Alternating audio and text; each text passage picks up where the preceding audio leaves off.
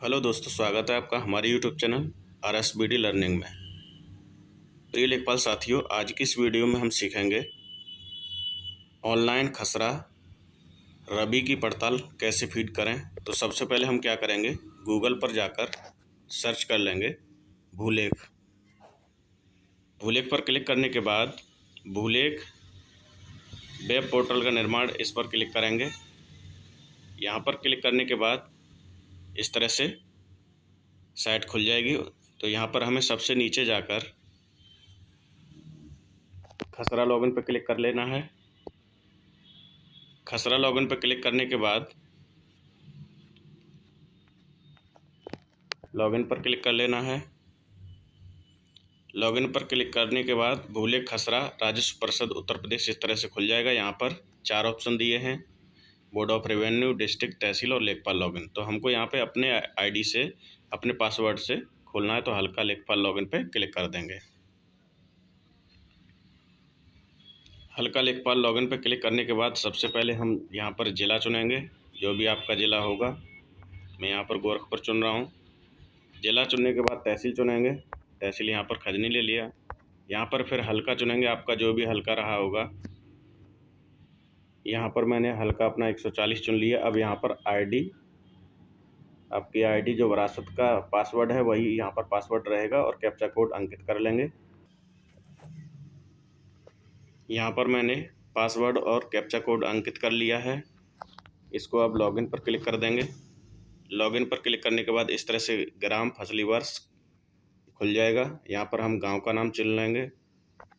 यहाँ पर मैंने लच्छीचक गांव लिया हुआ है, फसली वर्ष चुन लेंगे। उसके बाद यहाँ पर हम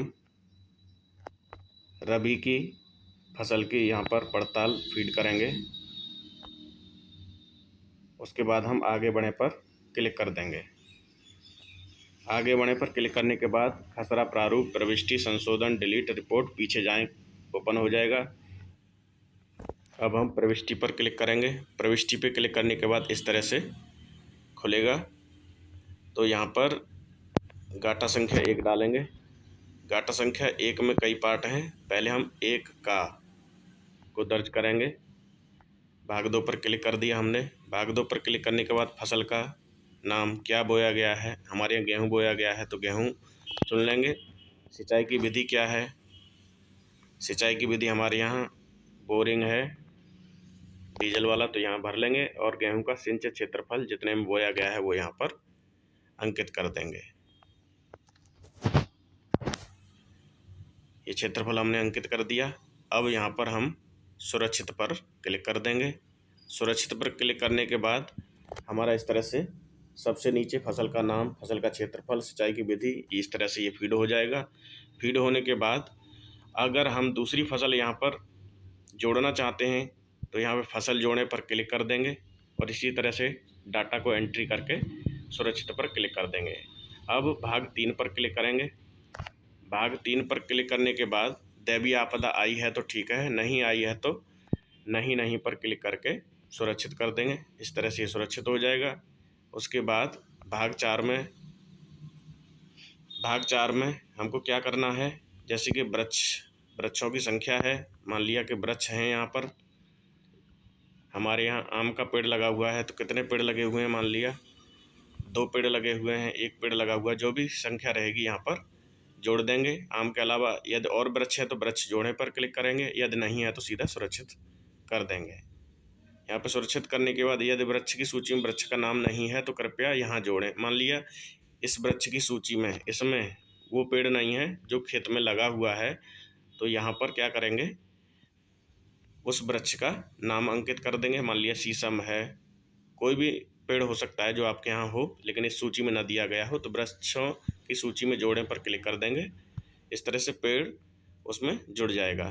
यदि यहाँ पर वृक्ष आपके यहाँ पर कुछ नहीं है तो यहाँ पर क्या करेंगे, 0 पर क्लिक करके और सुरक्षित कर देंगे। तो इस तरह से हम फीड कर सकते हैं। अब इसके बाद भाग 5 में क्लिक करेंगे। भाग 5 में क्या करना है, क्या भूमि अथवा उसका कोई भाग आकर्षित घोषित हुआ है।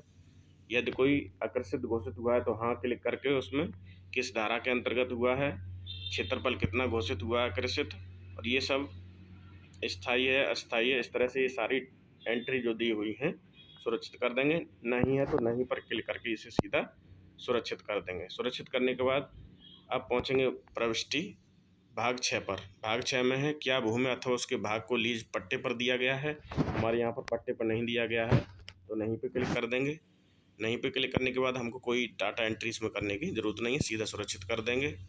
सुरक्षित करने के बाद अब यहाँ पर भाग 7 पर हमको क्लिक करना है। भाग 7 सिर्फ जायद की फसल में ही खुलेगा। देखिए यहाँ पर नोटिस आ गया, तो इस पर हम क्लिक नहीं करेंगे। और भाग 8 में विवरण रहेगा, तो विवरण में भी हमको अगर कोई विवरण नहीं है तो नहीं करेंगे, नहीं इसको सीधा सुरक्षित कर देंगे। मित्रों, इस तरह से खरीफ की फसल के बाद रबी की फसल को आसानी से फीड किया जा सकता है। तो उम्मीद है कि आप रबी की फसल को आसानी से इसी तरह से फीड कर पाएंगे। धन्यवाद, मिलते हैं अगले वीडियो में।